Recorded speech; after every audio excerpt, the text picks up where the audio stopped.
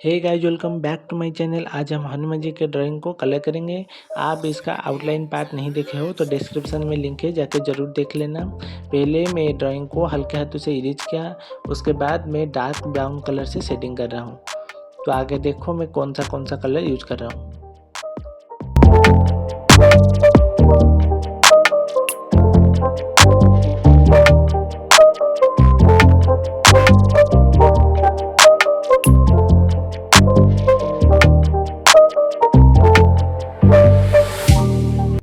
Drawing में जहाँ पर डार्क टोन है वहाँ पर ज़्यादा प्रेशर लगा कर शेडिंग करना है, जहाँ पर मीडियम टोन है वहाँ पर हम मीडियम प्रेशर लगा कर शेडिंग करेंगे और हाईलाइट को छोड़ देंगे।